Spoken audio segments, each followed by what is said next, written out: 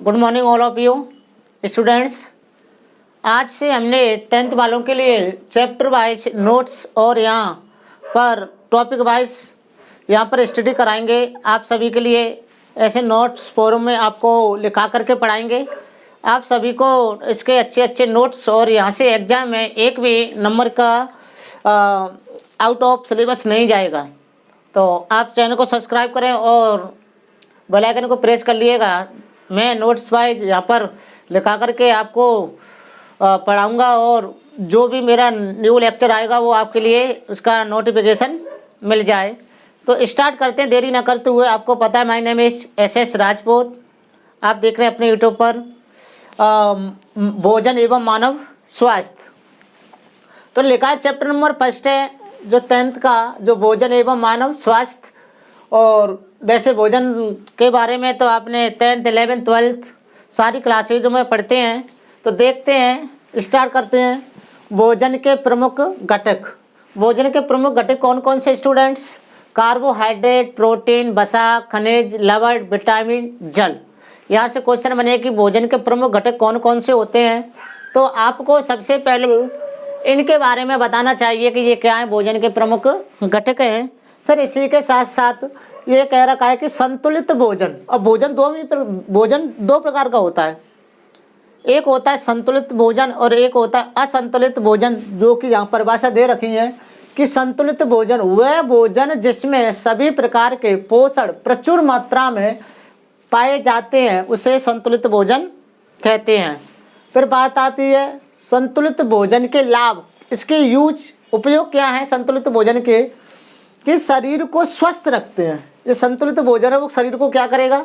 स्वस्थ रखेगा और रोग प्रतिरोधक क्षमता बढ़ाता है। यानी कि रोग प्रतिरोधक क्षमता है वो भी क्या संतुलित भोजन बढ़ाएंगे। शरीर को मजबूत बनाना। और संतुलित भोजन करेंगे तो आपका जो शरीर है वो कैसा होगा? मजबूत रहेगा। ऊर्जा प्रदान करना आदि। और ये ऊर्जा प्रदान करेंगे और भी हैं इसके उपयोग। अब बात करते हैं असंतुलित भोजन। असंतुलित भोजन में आपको पता है जब शरीर अस्वस्थ होगा, इसमें क्या होगा? शरीर अस्वस्थ होगा और रोग प्रतिरोधक क्षमता को यहाँ पर लिखा हुआ है कि असंतुलित भोजन शरीर अस्वस्थ होगा, रोग प्रतिरोधक क्षमता को घटाएगा यानी कि कमी करेगा। यहाँ पर लिख सकते हैं हम रोग प्रतिरोधक क्षमता को, रोग प्रतिरोधक क्षमता में कमी करेगा। क्या करेगा? कमी करेगा। अगर आप अच्छा भोजन नहीं करोगे तो आपका शरीर रोगी हो जाएगा। शरीर को कमज़ोर बनाएगा और थकावट बनेगी। और क्या होगी? थकावट होगी। यहाँ पर इससे कुछ रोग होते हैं, जो रोग होते हैं जैसे कुपोषण है। अब भोजन में अधिक समय तक एक या अधिक पोषक तत्वों की कमी होने के कारण कुपोषण होता है। यानी कि भोजन में पोषक तत्व हैं जैसे कि कार्बोहाइड्रेट, प्रोटीन, वसा, खनिज, लवण। अगर इनकी शरीर में कमी हो जाती है तो तो क्या हो गए? आप कुपोषण हो जाओगे यानी कि रोगी हो जाओगे। तो कुपोषण के प्रभाव क्या हो सकते हैं? विटामिन आप कह सकते हैं कुपोषण के प्रभाव किस किस के कारण हो सकते हैं, यानी कुपोषण के कितने प्रभाव और यहाँ कितने प्रकार हैं। तो मैं कह सकता हूँ विटामिन कुपोषण। विटामिन की कमी से विटामिन कुपोषण होगा। प्रोटीन कुपोषण, प्रोटीन की कमी से प्रोटीन कुपोषण होगा। और खनिज कुपोषण, और खनिज की कमी से क्या होगा? खनिज कुपोषण होगा। इतनी बात आप समझ गए होंगे बिल्कुल। तो आप लिखो, बढ़िया से नोट्स बनाओ इसके।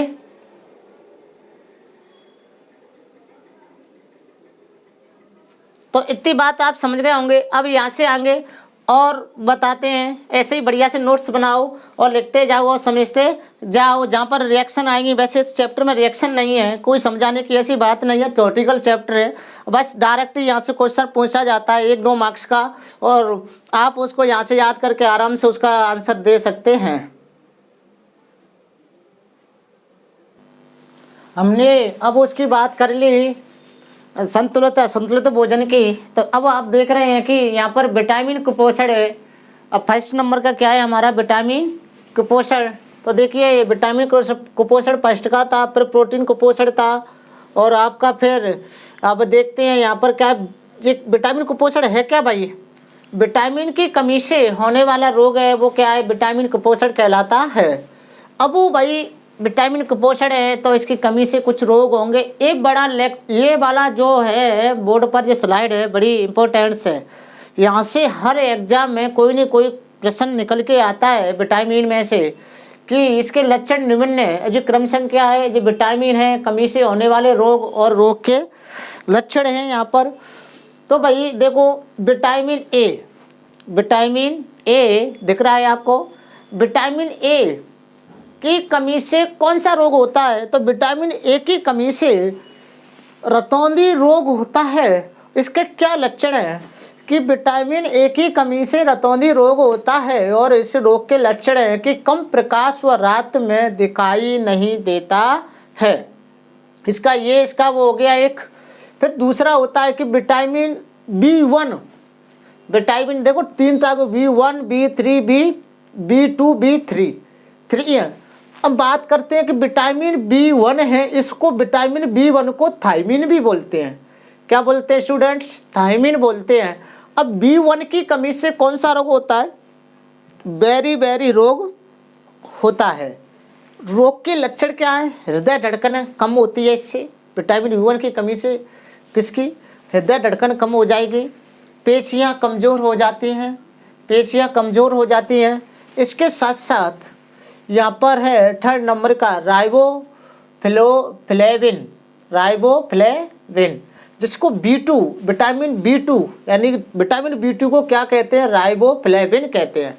जो विटामिन B2 हो गई यहाँ पर ऐसे विटामिन B2 को क्या कह रहे हैं, राइबोफ्लेविन कहते हैं। इसकी कमी से कौन सा रोग होता है, राइबोफ्लेविनोसिस रोग होता है। इसकी कमी से कौन सा, राइबोफ्लेविनोसिस रोग होता है इसकी कमी से। मुख्य इसके जो रोग के लक्षण है, मुख के किनारे और होठ की त्वचा का फटना, यानी कि B2 विटामिन की कमी हो जाती है तो मुख के जो किनारे हैं, भाई मार्कर क्यों कर रहा है, क्यों ना आ रहा जहरे। अब मुख के किनारे और होठ की त्वचा का फटना और स्मृति में कमी, यानी B2 विटामिन की कमी हो जाएगी तो उसकी जो याददाश्त है वो कैसी हो जाएगी, कमज़ोर हो जाती हैं। इसके साथ साथ नियासिन विटामिन 3, यानी कि विटामिन 3 है उसको क्या बोलते हैं, B3 को क्या बोलते हैं, नियासिन बोलते हैं। ये नाम बड़े इंपॉर्टेंट है। B2 को क्या बोलेंगे, राइबोफ्लेविन बोलेंगे, B1 को थायमिन बोलते हैं, B3 को नियासिन बोलेंगे। अब इसकी B3 की कमी से कौन सा रोग होगा, पेलेग्रा रोग होगा।